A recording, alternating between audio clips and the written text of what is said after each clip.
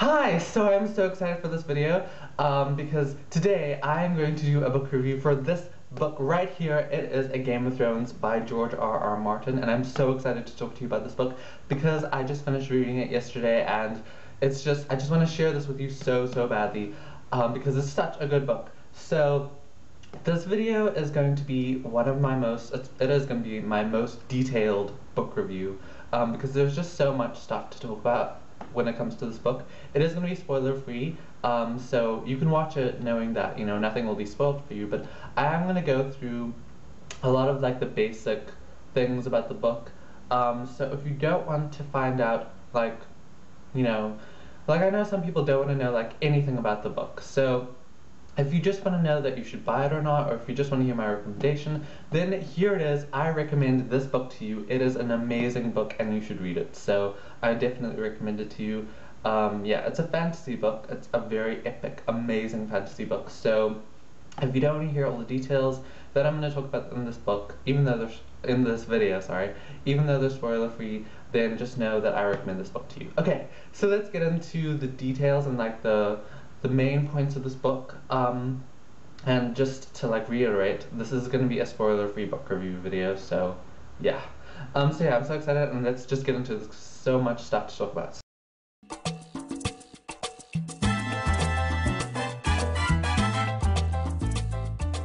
So this is set in like a medieval kind of period, not really like our medieval period, because the things that happen in this book didn't happen in the medieval period on Earth. But it's set in like that kind of medieval period. There are kings and knights and stuff like that, but it's definitely a very epic fantasy. There are like there are dragons. Well, there aren't actually dragons. I mean, there's a dragon in the book. But there are like stories about dragons, and there are like these different creatures that are there, and it's just an amazing fantasy epic book. So it's set in a place called Westeros. And Westeros is obviously divided into like north, south, east, and west. Yeah.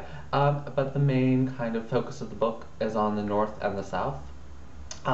So in the south is the King's Landing, where the king lives, obviously, because it's the King's Landing, and in the north is a place called Winterfell, and the Warden of the North, or kind of like, there are wardens of the north, the east, the west, and the south, and they're all like under the king. They all like look after those parts of the kingdom for him, because it's such a big place. Westeros is such a big place. So the Warden of the North is Eddard Stark, and he is kind of like the Lord of Winterfell.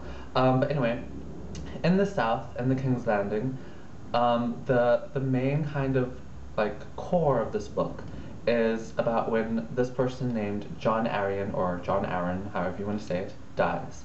Jon Arryn is the King's Hand, and basically what the King's Hand is he's like the second in command. He kind of like does all the things that the king doesn't want to do. He sits at all like the meetings and the council things, and you know, he sits on like the throne while the people come to like you know, give them his problems, because the king just really doesn't want to deal with that stuff, and he wants to, you know, do the fun stuff.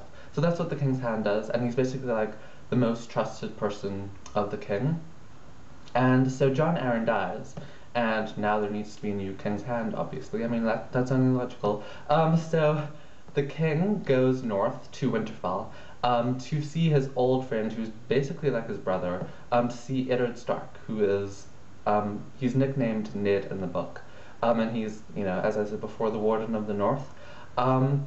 And the king asks him to be the new hand, and he says yes, and so he moves south to the King's Landing. He leaves Winterfell behind.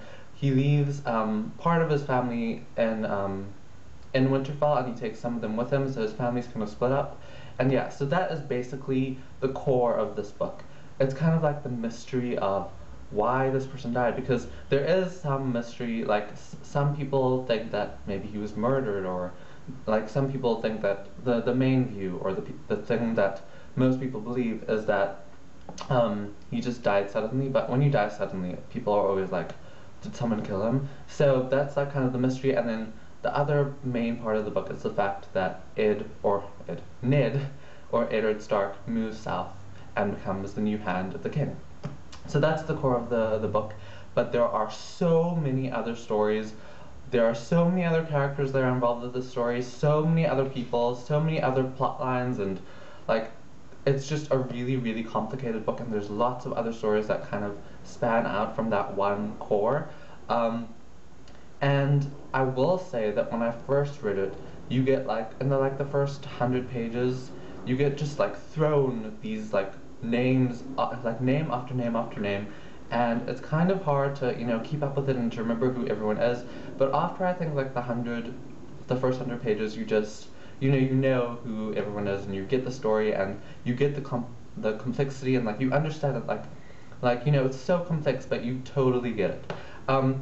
So yeah, so the way that the author has let you see all these different stories is that the chapters aren't like numbered. They are, I will show you one.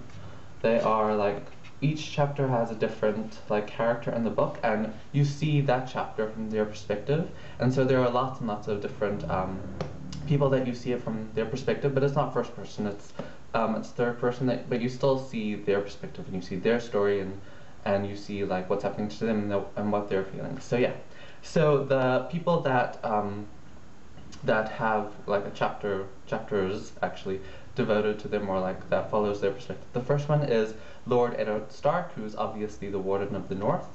And then the next person is Catelyn Stark, who is his wife, and she's a very interesting character actually. I felt like I actually kind of liked her as the book progressed.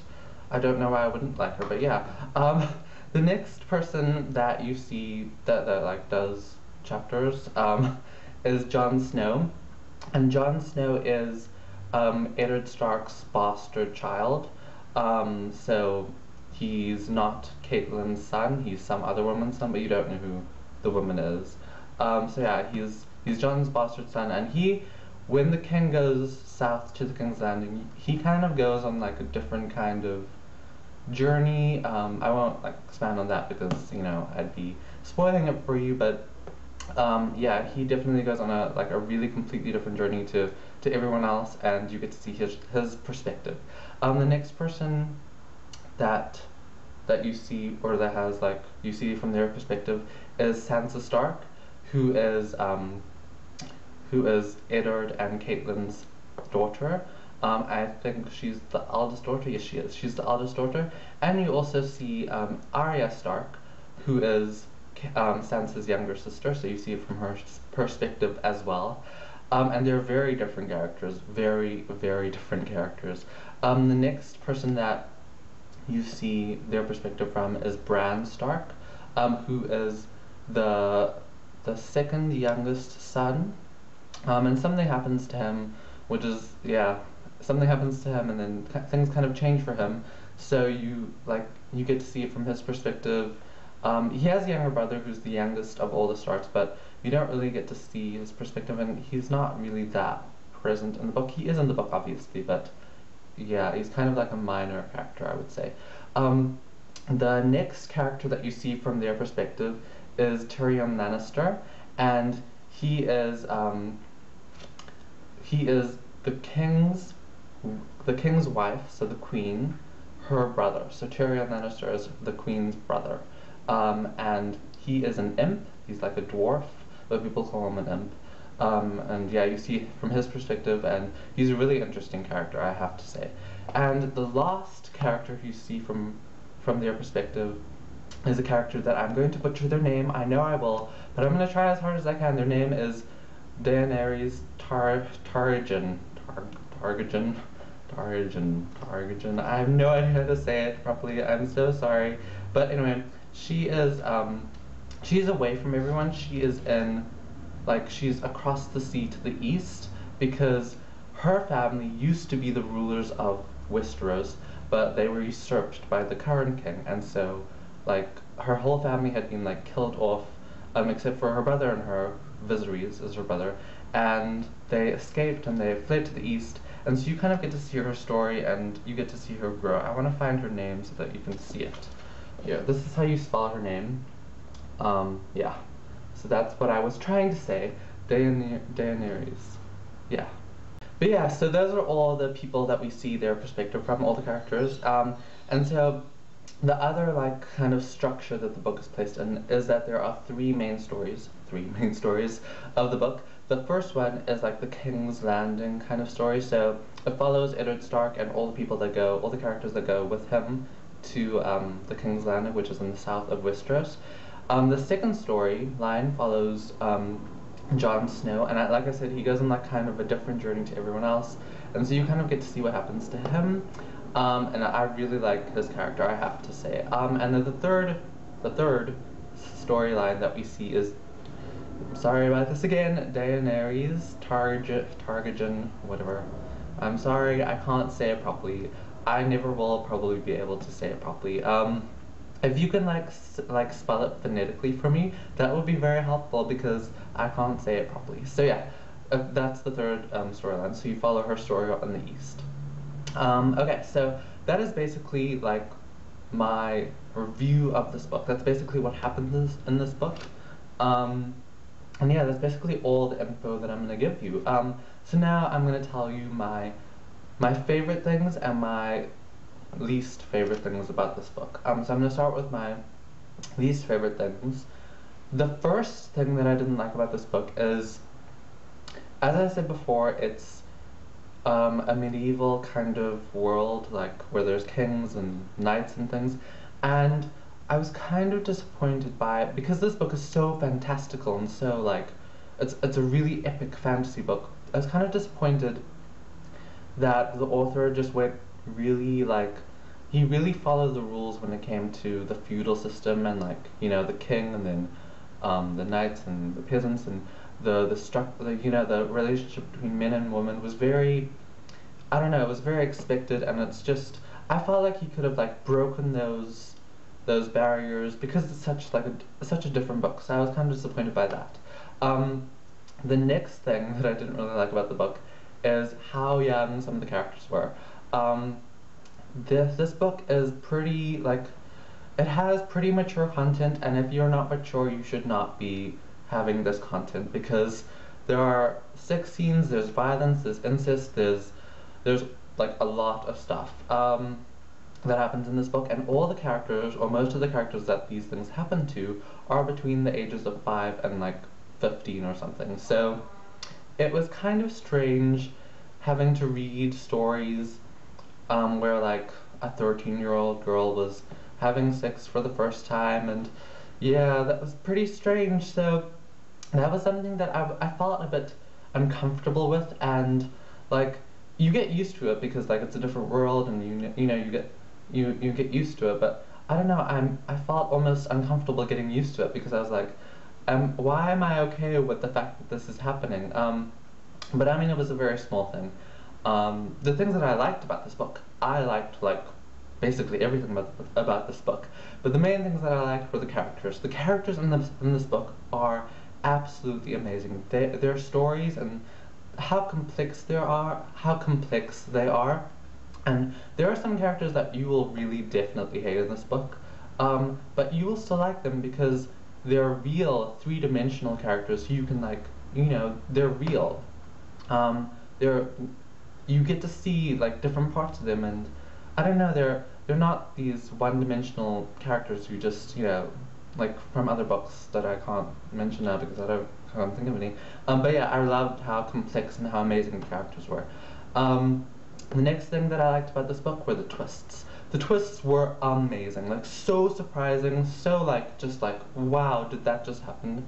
And the last thing that I liked about this book was the writing, the descriptive writing. I said at the start, or somewhere in the middle, that the first 100 pages are kind of hard because you know, you're being introduced to all these new characters, and you kind of have to like go, and I'm really bad with names, so it was kind of hard for me to kind of, you know, go, okay, what's that one's name again, who's that? So I kept going because of how amazing it was written, and so I think that speaks for how good his writing is when, you know, he throws all these names at you, but you still read it because of how good the writing is.